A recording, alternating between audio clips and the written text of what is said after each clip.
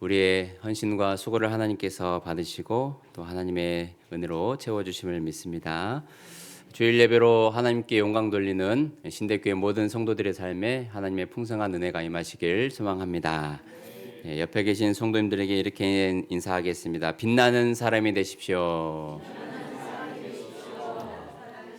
한 번 더 반짝반짝 빛나는 사람이 되십시오.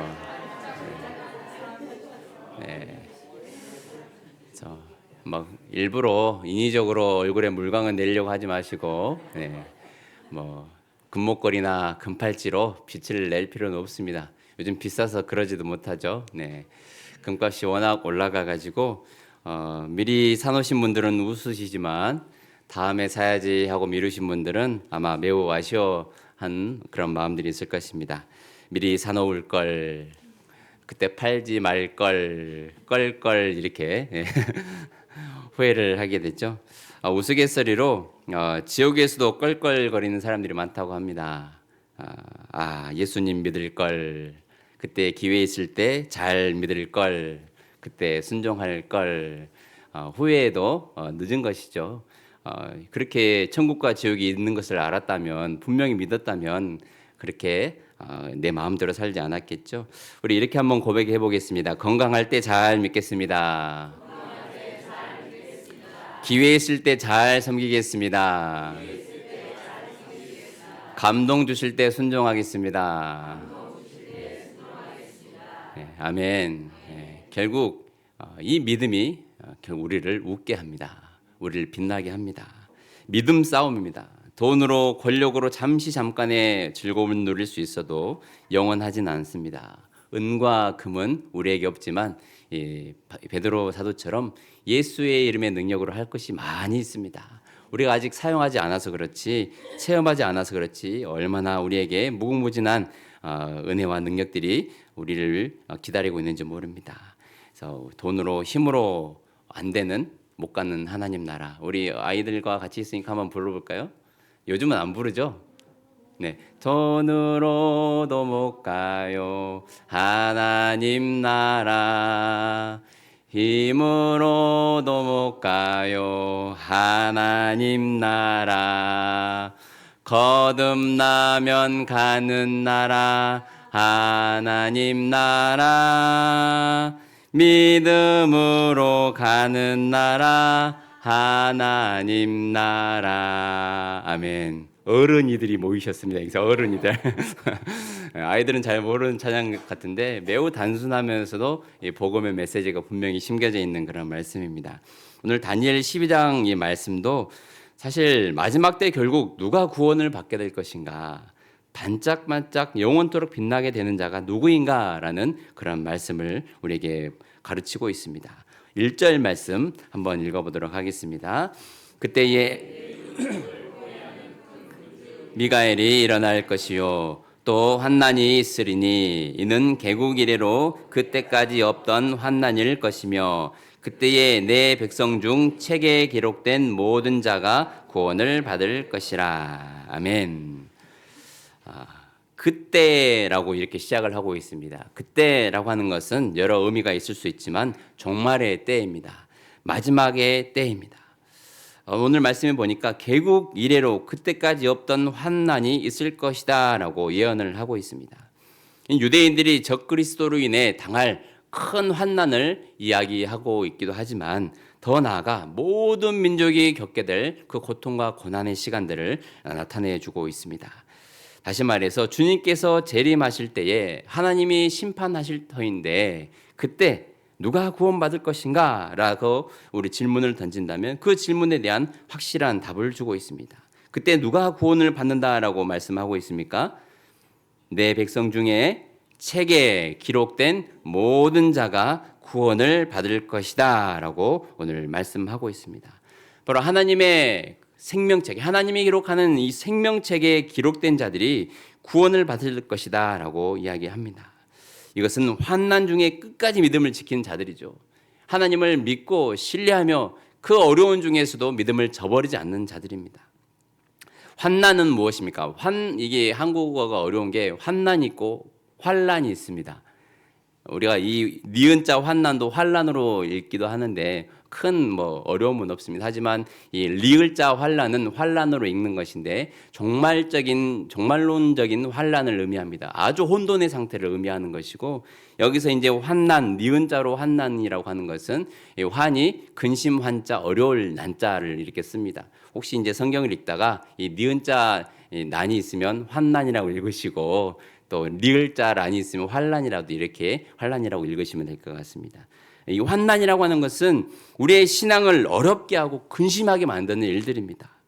믿음을 쉽게 만들고 배교하게 만드는 유혹이고 시험이기도 합니다. 그런 어려운 일들을 겪을 때에 믿음을 지켜내지 못한 자들은 안타깝지만 어떤 결말을 맞게 되는지 2절 말씀에 기록하고 있는데요. 2절 말씀 함께 읽겠습니다.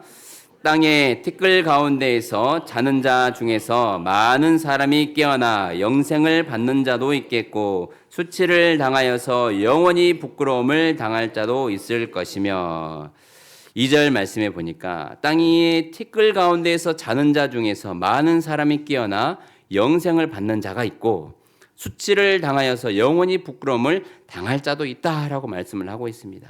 주님께서 재림하실 때에 이 죽은 자들을 일으켜 세우신다라는 말씀이 있는데, 그 가운데 예수 그리스도를 향한 그 마음과 믿음이 확실한 사람들, 하나님께 속했던 사람들, 어떤 환난 가운데에서도 그 믿음을 저버리지 않았다는 사람들은 영생의 선물을 받는다라고 되어 있고, 그렇지 않고 믿음이 없는 자들, 하나님이 없는 자들은 영원히 부끄러움을 당할 것이다라고 오늘 말씀은 분명히 이야기하고 있습니다. 우리 사랑하는 신대교회 성도님들은 끝까지 믿음을 지켜내시는 우리 성도들 되시길 간절히 소망합니다. 우리가 주님이 오실 때까지 개인적인 종말도 있고 우주적인 종말도 있지만 어쨌든 우리는 다시 반드시 주님을 만납니다. 주님은 반드시 오십니다. 어떻게 우리의 믿음을 끝까지 지켜낼 수 있을까요? 무엇으로 우리 안에 무엇이 있어야 우리의 믿음을 지켜낼 수 있을까요? 우리 3절 말씀 읽어보도록 하겠습니다. 지혜 있는 자는 궁창의 빛과 같이 빛날 것이요 많은 사람을 옳은 대로 돌아오게 한 자는 별과 같이 영원토록 빛나리라. 아멘. 우리의 믿음을 지켜내기 위해서는 지혜 있는 자가 되어야 합니다. 그래서 지혜 있는 자는 궁창의 빛과 같이 반짝반짝 빛난다라고 오늘 말씀을 하고 있습니다. 여기서 지혜 있는 자는 어떤 것을 의미할까요? 오늘 여기서 나오는 지혜는 세상 사람들이 흔히 말하는 그런 지혜는 아닙니다. 처세술에 아주 능통해서 상황들을 이리저리 잘 빠져나가는 사람들 있잖아요. 요즘으로 말하면 법망을 잘 피해가는 사람들. 그 라인 주차할 때도 라인을 보면 그 라인이 딱 안 걸리는 라인에 차를 며칠 동안 주차해놔가지고 민폐를 끼치는 그런 사람들도 간혹 있습니다. 그런 지혜를 의미하는 것이 아닙니다. 사람들에게 아부 잘하고 때로는 적당한 사기와 거짓말과 술수로 자신의 부를 축적하는 그런 세상이 말하는 그런 지혜, 센스 있다. 좀 사람이 좀 됐다. 이런 그런 사람을 지혜 있다라고 말하고 있지 않습니다. 사회생활을 그냥 순조롭게 잘 해나가는 사람을 지혜롭다라고 오늘 말씀을 하고 있지 않습니다.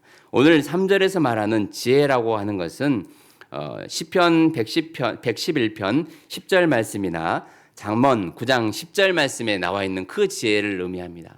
잠언 9장 10절 말씀은 어떤 지혜를 의미할까요? 어떤 사람이 9장 10절 말씀 한번 찾아볼까요? 우리 오늘 점심도 없는데 늦게까지 말씀을 나누다 가시죠. 네.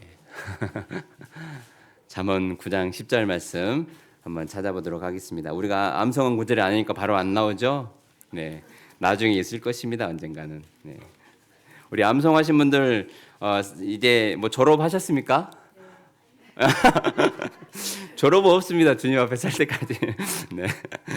계속 해보시면 보게 될 것입니다. 우리 잠언 9장 10절 말씀, 지혜 있는 자가 어떤 사람인가라는 것을 알려줍니다. 같이 읽겠습니다. 여호와를 경외하는 것이 지혜의 근본이요 거룩하신 자를 아는 것이 명철이니라. 아멘. 참 저 사람 지혜 있다라고 세상 사람들은 말할 때 다양한 관점에서 이야기를 하지만 우리 믿음의 사람들은 저 사람 참 지혜 있는 사람이다라고 하는 것은 하나님을 경외할 줄 아는 사람입니다. 하나님을 경외하는 마음으로 사랑하는 마음으로 이 자리에 시간과 공간을 구별해서 거룩한 마음으로 하나님께 예배하는 자가 바로 지혜로운 사람입니다. 신대교회 모든 성도들이 이런 지혜로운 자가 되기를 간절히 소망합니다. 바쁘고 분주한 가운데에서도 하나님을 높여드리는 마음으로, 하나님을 경배하는 마음으로 함께 모여 예배드리는 여러분들이 정말로 하나님 보시기에는 지혜 있는 자인 줄로 믿습니다. 그런 지혜 있는 자가 바로 오늘 3절에 말씀하신 것처럼 궁창의 빛과 같이 빛날 것이다 라고 말씀을 하고 있습니다. 시편 111편 10절 말씀에도 동일한 말씀이 아까 있다고 말씀드렸죠. 여호와를 경외함이 지혜의 근본이라 라고 이야기하면서 그 뒤에 말이 참 우리에게 큰 교훈을 줍니다. 그의 계명을 지키는 자는 다 훌륭한 지각을 가진 자이니 여호와를 찬양함이 영원히 계속되리로다. 아멘. 하나님의 말씀을 읽고 듣고 지키는 자가 지각을 가졌다라는 것은 어떤 의미가 있습니까? 통찰력이 있다라는 것입니다. 어떤 상황과 어떤 이 사물들을 바라볼 때 하나님의 그 관점에서 바라보고 말씀을 기준으로 해서 바라보니까 그것이 전혀 우리에게 위협으로 다가오지 않고 정말 세상 끝났다라는 것처럼 절망으로 우리에게 다가오지 않는다라는 것입니다. 왜냐하면 하나님의 말씀은 창세기부터 요한계시록까지 몇 권입니까? 66권이고 이 성경 한 권이 우리에게 들려주는 메시지는 하나님이 천지를 창조하시고 반드시 주님이 오신다라는 것입니다. 예수 그리스도를 통하여서 우리를 구원하시고 주님께서 부활하신 후 하나님 우편에 앉으셨지만 반드시 다시 우리에게 오신다라는 것입니다. 시작과 끝을 알려주는 것이 바로 이 하나님의 말씀입니다. 이 안에는 무수한 지혜의 말씀들이 우리가 삶을 살아갈 때 적용할 수 있는 아주 지혜로운 말씀들이 이 안에 담겨져 있습니다. 그렇기 때문에 하나님의 말씀을 이렇게 자주 접하고 암송하고 듣고 지키는 사람들은 통찰력이 있을 수밖에 없습니다. 한치 앞만 내다보는 사람은 여기만 보잖아요. 그런데 우리 믿음의 사람들은 좀 더 멀리서 이 세상을 바라볼 수 있는 여유가 생기는 것입니다. 여유를 바라보면서 이 세상을 살아갈 수 있는 것입니다. 이 바둑의 고수가 하수한테 긴장하겠습니까? 아무리 하수가 막 기를 쓰고 세 수를 앞서서 만약에 논다 할지라도 바둑의 고수는 수십 수를 앞서 봅니다. 긴장하지 않고 여유를 가지고 그 바둑을 즐길 줄 압니다. 마찬가지로 개인의 일이나 국가의 일이 지금 가까이서 보기엔 매우 답답하고 피말리죠. 하지만 우리는 그 가운데에서 하나님의 뜻을 알고 하나님이 개입하셔서 선으로 바꾸시도록 인도하시기를 우리가 기도하는 마음으로 기다릴 때에 우리의 마음이 조급하지 않고 우리의 마음이 답답하지 않고 하나님을 믿는 그 믿음 안에서 평안함을 누리게 될 줄로 믿습니다. 이게 바로 믿음의 초연함이거든요. 믿음이 있는 자만이 가질 수 있는 초연함. 사도 바울이 그리고 예수님이 그런 삶을 사셨습니다. 사도 바울은 옥에 갇혔을 때도 감사하면서 오히려 밖에 있는 사람들을 위로하고 믿음을 세우는 그런 역할들을 했습니다. 기쁨의 서신을 보내면서 그들을 사랑으로 보듬어 주었습니다. 특히 사도행전 20장 말씀에 보면 예루살렘으로 가면 죽을 것을 알면서도 담대하게 갑니다. 20장 22절로 24절을 말씀해 보면 사도 바울이 이런 고백을 하거든요. 나는 성령이 매여서 예루살렘으로 가는데 거기서 무슨 일을 당할는지 나는 알지 못한다. 오직 성령이 각 성에서 내게 증언하며 결박과 환난이 나를 기다린다고 하시나 나는 끝까지 이 길을 걸어가겠다라고 이야기를 합니다. 하나님이 깊은 경륜을 깨달았기 때문입니다. 통찰력을 가지고 그 상황을 바라보고 있기 때문에 결국에는 믿음이 승리하고 하나님이 자신을 들어서 사용하신다는 그 순종의 마음을 갖고 있기 때문에 사도 바울은 죽음 앞에서도 초연할 수 있었던 것이죠. 우리 그런 찬양 있잖아요. 불 속에라도 들어가서 저랑 안 어울립니까? 불 속에라도 들어가서 세상에 널리 전하리 주의 사랑을. 사도 바울이 그런 심정으로 예루살렘을 간 것입니다. 죽을 줄 알고. 예수님 또한 그러지 않으셨습니까? 겟세마네 동산에서 땀이 핏방울이 뚝뚝 떨어지는 것처럼 땀 흘리면서 기도하시다가 군병들이 오셨을 때에 당황하지 않고 오히려 이 종의 길을 친 자에게 그러지 말아라 라고 타이르시면서 그 종의 기도 고쳐주시고 그 군병들을 따라서 그냥 가지 않습니까? 그것이 하나님의 뜻이었기 때문입니다. 다른 사람 같으면 우리 자녀가 또 내 부모가 내 가장 친한 사람이 경찰에게 만약에 잡혀간다고 생각해 보십시오. 얼마나 가슴이 쿵쾅쿵쾅 대면서 세상이 무너진 것 같은 그런 마음이 들겠습니까? 예수님은 높은 깊은 통찰력을 가지고 그 상황을 바라보고 하나님의 뜻에 순종하는 마음으로 기꺼이 그들을 따라갔습니다. 그것이 바로 믿음의 초연함입니다. 우리 신대교회 모든 성도들은 믿음의 초연함을 가지고 하나님이 주신 지혜를 가지고 이 땅을 살아내시기를 간절히 소망합니다. 때로는 신앙생활을 하다 보면 가슴 쓸어내게 하는 일들이 참 많죠. 삶을 내려놓고 싶을 때도 있고 신앙을 포기하고 싶을 때도 있을 것입니다. 하지만 오늘 다니엘서 12장 3절에서 하고 있는 이 말씀은 결국 우리가 승리하게 될 것인데 우리가 반짝반짝 빛나는 사람이 될 것인데 어떤 사람이 그렇게 할 것이냐? 하나님을 경외하는 신앙, 참되게 예배드리는 삶, 예수 그리스도를 주인 삼고 살아가는 인생이 될 때에 우리가 궁창의 빛처럼 빛나게 될 것이다 라고 말씀을 하고 있습니다. 이게 바로 지혜 있는 자입니다. 세상의 사람들이 뭐라 한들 나는 주님을 따라가리. 세상에 어떤 풍파가 불어닥친다 할지라도 나는 이 믿음을 포기하지 않으리 라는 그런 믿음의 사람들이 결국에는 하나님이 보시기에 귀한 신앙인 것입니다. 우리 신대교회 모든 성도들은 이런 지혜를 가지고 세상을 승리하게 되시기를 간절히 소망합니다. 또는 우리가 믿음을 지켜내기 위해서 필요한 것이 있습니다. 우리 3절 말씀 다시 한번 읽어보도록 하겠습니다. 지혜 있는 자는 궁창의 빛과 같이 빛날 것이요 많은 사람을 옳은 대로 돌아오게 한 자는 별과 같이 영원토록 빛나리라. 아멘. 하나님을 믿는 그 신앙, 예수 그리스도를 따르는 그 신앙이 지혜 있는 자로서 궁창의 빛처럼 빛난다고 했잖아요. 그 뒤에 또 나오는 것이 어떤 말씀입니까? 많은 사람을 옳은 대로 돌아오게 한 자는 별과 같이 영원토록 빛나리라. 아멘. 이 말씀의 의미는 무엇입니까? 많은 사람을 하나님께로 인도하는 사람, 옳은 대로 인도하는 사람, 말씀을 지키도록 가르치는 사람, 신앙이 없지만 하나님을 알지 못하지만 그들로 하여금 진리를 깨닫고 그 십자가의 도를 따라서 갈 수 있도록 인도하는 사람은 하나님 보시기에 정말로 칭찬받을 만한 사람이다라는 것입니다. 다 이 세상의 사람 누구나 다 죽어서 하나님 앞에 설 터인데 하나님께 칭찬받는 자가 누구인가? 영원토록 별처럼 빛날 자가 누구인가라고 오늘 말씀을 통해서 우리가 질문을 던진다면 많은 사람을 옳은 대로 인도하는 사람이 그런 복에 하나님의 복을 받을 것이다라고 이야기를 하고 있는 것입니다. 우리가 가끔 미디어를 통해 큰 사건 사고들이 발생했을 때 자신의 목숨을 돌보지 않고 다른 사람들의 생명을 이렇게 지켜주거나 안전한 곳으로 인도하는 사람들을 오래도록 기억합니다. 이태원 사건이나 세월호 사건 때에도 자신의 생명을 지키기에 급급했던 사람들이 있는가 반면에 끝까지 몸이 부서져라 다른 사람을 안전한 곳으로 대피시켰던 사람들도 있습니다. 심지어 자신의 목숨을 잃으면서까지 그 사람들을 살리죠. 우리는 그런 사람들을 기억합니다.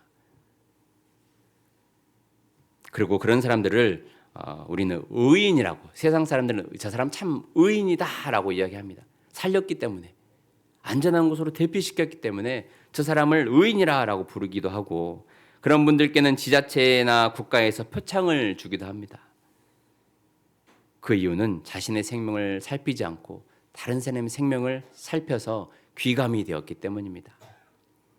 오늘 다니엘 12장 3절 말씀에도 많은 사람의 생명을 살리고 영혼을 구원하는 자들, 세상의 죄 가운데 그대로 내버려두지 않고 안전한 곳으로 믿음의 자리로 하나님의 은혜를 누릴 수 있는 그 은혜의 울타리 안으로 데려오게 하는 자는 별처럼 영원토록 빛나게 할 것이다 라고 약속을 해주고 계신다는 것입니다. 영혼 구원에 힘쓰고 예쓰며 전하는 자를 하나님께서 기억하실 줄로 믿습니다. 요한계시록 22장 12절에 분명히 말씀하고 있습니다. 보라, 내가 속히 오리니 내가 줄 상이 내게 있어 각 사람에게 그가 행한 대로 갚아주리라 라는 것입니다. 이 말씀을 한마디로 요약하면 하나님은 기억하신다라는 것이죠. 우리가 의인들은 잊어버립니다. 그때 누가 그 많은 사람들 살렸는데 자신의 목숨을 돌보지 않고 구해줬는데라고 우리는 어렴풋이 기억하고 혹은 잊어버리기도 합니다. 하지만 우리 하나님께서는 영원토록 그 기억을 지워버리지 아니하시고 우리가 믿음의 삶을 살아냈던 사람들, 많은 사람을 옳은 대로 인도하며 하나님이 우리에게 맡겨주신 사명을 감당하는 사람들에게는 행한 대로 갚아주시겠다. 하나님 꼭 기억하겠다. 우리 어른들이 그러잖아요. 아이들하고 약속은 내가 꼭 기억하고 나중에 많이 줄게. 그 아이는 그것을 평생 안 주면 평생 안고 살아갑니다. 우리 사람 어른들은 깜빡하고 잊어버리기도 하지만 하나님은 잊어버리지 아니하십니다. 예전 이 한글 이 번역본에 하나님은 시건치 아니하신다라는 그런 표현이 있잖아요. 신실하신 하나님, 한번 내뱉은 말을 반드시 지키신 하나님, 너희들이 행한 대로 믿음의 삶을 살아낸 대로 반드시 내가 갚아주겠다, 내가 상을 주겠다라고 말씀을 하고 있습니다. 한 영혼 살리는 것이 얼마나 소중하면 하나님은 하나밖에 없는 아들 예수님을 이 땅에 보내시고 십자가에서 죽기까지 하셨을까요? 한 영혼 구원하는 일이 하나님께는 참 큰 기쁨이다라는 것을 누가복음 15장 7절 말씀은 이야기하고 있습니다. 내가 너희에게 이르노니 이와 같이 죄인 한 사람이 회개하면 하늘에서는 회개할 것 없는 의인 99으로 말미암아 기뻐하는 것보다 더하리라. 회개할 것 없는 99마리보다 한 마리의 이 양이, 한 영혼이 회개해서 주님께로 돌아오면 하나님은 너무나도 기뻐하신다라는 것이죠. 그만큼 한 영혼이 소중하기 때문입니다. 우리도 그렇잖아요. 교회 멀리 떠났다가 한 5년 만에 10년 만에 교회에 다 그분이 들어오는 순간 얼마나 기쁩니까? 이제 오셨습니까? 참 잘 오셨습니다 라고 마음을 다해서 반기잖아요. 잃어버린 양이었기 때문입니다. 하나님 편에서도 하나님을 알지 못한 자가, 혹시라도 하나님을 믿다가 낙심해서 멀리 떠나버린 자가 하나님께로 돌아왔을 때 하나님은 너무나도 기뻐하신다는 것이죠. 그 마음이 오늘 누가복음 15장 7절에 그대로 기록이 되어 있습니다. 하나님이 기뻐하신 일입니다. 어떤 것이요? 영혼을 구원하는 일, 한 영혼을 살리는 일. 죽을 수밖에 없는 한 영혼이 나를 통해서 살아난다면 그것은 그 영혼에게도 축복이고 나에게도 축복이지만 하나님께는 큰 기쁨으로 다가간다는 건 사실입니다. 사실 우리의 신앙 하나 지키는 것도 버거울 때가 있습니다. 그렇죠. 내 신앙 지키기도 힘들 때가 있습니다. 그러다 보니 하나님 편에 보았을 때 날마다 철없이 응석 부리고 성숙하지 못한 신앙생활을 할 때가 있습니다. 영적인 사춘기라고도 이렇게 표현을 하죠. 잘해줘도 흥하고, 그렇다고 관심 안 가져도 흥하고, 뭘 해줘도 기분 나빠하고, 어떻게 그 속을 알 수 없는 그런 영적인 사춘기가 우리에게도 있습니다. 신앙생활 하다 보면 그렇잖아요. 그런 이 사춘기를 벗어나려면 어떻게 해야 될까요? 가끔 철없는 자녀들에게 부모들이 이런 말을 하잖아요. 네가 애 낳고 자식 한번 키워봐라. 애를 낳아봐야지 부모의 마음을 안다는 의미도 포함되어 있지만 자녀를 키우다 보면 그만큼 성숙해진다는 의미입니다. 부모가 사실 자녀를 키운다고 하지만 부모도 같이 성숙하거든요. 철없는 우리가 다른 사람, 연약한 사람을 키우면서 같이 커가는 것입니다. 마찬가지로 우리가 영적으로도 늘 어린아이 신앙처럼 사춘기를 벗어나지 못하고 하나님께 투정만 부리고 응성만 부리고 매일 하나님이 그냥 우리 눈치 보느라 그냥 아무 일도 하지 못하게 만들어버리면 되겠습니까? 그 사춘기를 벗어나려면 우리가 성숙함이 필요한데 다른 누군가를 살피고 케어하다 보면 우리가 더불어 성장하게 됩니다. 영적으로 우리가 한 사람을 낳아야 되는 거죠. 낳아서 키우는 것입니다. 그래서 누군가를 전도하게 되면 더 조심스러워하잖아요. 이전에는 그냥 아무렇게나 예배 빠졌다가도 그냥 예배 늘 같이 드리고 같이 옆에 있어줘야 되니까, 신앙을 같이 키워줘야 되니까, 이전에는 그냥 설교 시간에 막 졸았다면 뺨을 치면서까지 옆에 사람이 보니까 그 사람을 위해서라도 내가 믿음을 더 키워가잖아요. 전도하는 사람의 신앙을 그대로 따라가는 경우들이 많이 있습니다. 여러분 아십니까? 전도하는 사람이 새벽 예배를 잘 드리는 사람은 그 사람도 새벽 예배부터 나옵니다. 주일 안 나고 새벽 예배부터 나오신 분들도 있어요. 그런 분들은 정말로 신기하게 금방 믿음이 성장합니다. 일주일에 한 번 나와서 말씀 세상 살이 지쳐가지고 그냥 한 번 나와서 말씀 들을 때도 은혜가 되겠지만 잘 안 들어올 때가 많거든요. 하지만 전도자가 새벽 예배 나오지, 수요기도 나오지, 주일 오전 예배 드리지, 오전 예배 드리지 그러면 처음 오신 분은 그게 당연히 그래야 되는 줄 알고 같이 따라하다가 믿음이 성장해요. 한 번도 전도를 안 해보셔서 잘 모르겠어요. 그렇습니다. 많이 경험해 본 결과 전도자의 신앙을 많이 따라가더라. 다른 사람을 영적으로 키우려다 보면 내가 성장하게 돼 있습니다. 하나님 앞에서 응석 안 부리고요. 투정 안 부리고요. 이제는 하나님이 내 눈치를 봤다면 우리가 이제 하나님 눈치를 보는 거예요. 눈치를 본다는 것은 호람더의 신앙을 살아간다는 것을 의미합니다. 하나님 앞에서 무엇이 거룩한지 바른지 우리가 그런 것들을 또 배워가면서 말씀대로 살아가는 것이 또 우리에게 그런 우리의 삶인 것이죠. 우리 신대교회 성도들은 영적으로 다 태신자를 품게 되기를 소망합니다. 이 영적 사춘기에서 벗어나야죠. 이제 누군가를 또 위해서 기도하며 그 사람을 믿음으로 세워가기 위해서 더욱 열심히 또 우리가 신앙생활을 또 잘할 수 있는 신대교회 모든 성도들이 되기를 간절히 소망합니다. 우리의 이름이 비록 세상에 남겨지지 않는다 할지라도 한 영혼 구원하고 복음 전하는 일을 통하여서 하나님이 기억하신다면 그걸로 우린 족하지 않겠습니까? 금덩어리 없죠? 확실히 농에도 없는 것 같습니다. 네. 금괴 없어도 됩니다. 요즘 운도 못 산다 그러잖아요. 운 없어도 돼요. 주님이 내가 걸어갔던 믿음의 길만 기억하시면 됩니다. 우리 이 땅에서만 살 것 아니잖아요. 송경민 목사님의 찬양 중에 제가 좋아하는 찬양이 있습니다. 가장 귀한 삶이라는 찬양인데 가사는 이렇습니다. 아무도 모르는 삶이라 하여도 스치듯 지나는 삶이라 하여도 후회하지 않고 오늘을 사는 것은 가장 귀한 삶을 알미라. 내가 꿈꾸는 일 이루지 못해도 내가 바라는 것 다 갖지 못해도 낙심하지 않고 오늘을 사는 것은 가장 귀한 삶을 알미라. 가장 귀한 삶이 무엇인지 이제 뒤에 나오는데요. 내가 복음을 알고 내가 복음을 믿고 내가 복음을 전하며 살아간다면 나의 삶은 가장 귀한 삶이라. 내가 예수를 알고 내가 예수를 믿고 내가 예수를 전하며 살아간다면 나의 삶은 가장 귀한 삶이라. 여러분이 어떨 때 가장 예뻐 보인 줄 아십니까? 말씀대로 순종할 때입니다. 제 편에 봤을 때 그렇습니다. 화장 막 진하게 한다고 예뻐 보이지 않거든요. 제 편에 봤을 때 가장 사랑스러운 모습은 말씀대로 순종할 때입니다.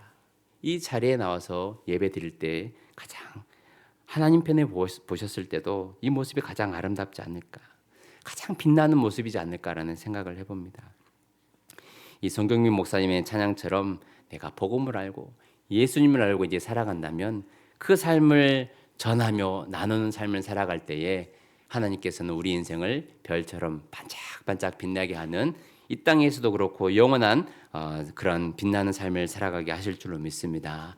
우리 신대교회 성도들 이제 우리가 3월 달부터 179 전도와 또 우리 교회의 전도와 또 장기 결석자들을 또 신방하면서 한 영혼 세우려고 합니다. 함께 동참해 주시고 무엇이 귀한 삶인지 값지고 보람된 삶인지 또 기도하면서 깨닫고 주신 감동대로 순종하는 우리 모든 성도들이 될 때에 우리 교회가 함께 또 기도하고 있는 비전들이 또 부흥하는 우리 교회가 될 줄로 믿습니다. 기도하겠습니다. 살아계신 하나님 감사합니다. 우리를 사랑하셔서 하나밖에 없는 아들 예수님을 이 땅에 보내주시고 그 십자가의 사랑 안에 살아가게 인도하신 은혜 감사합니다. 하나님 이제 받은 사랑을 나눠주려고 합니다.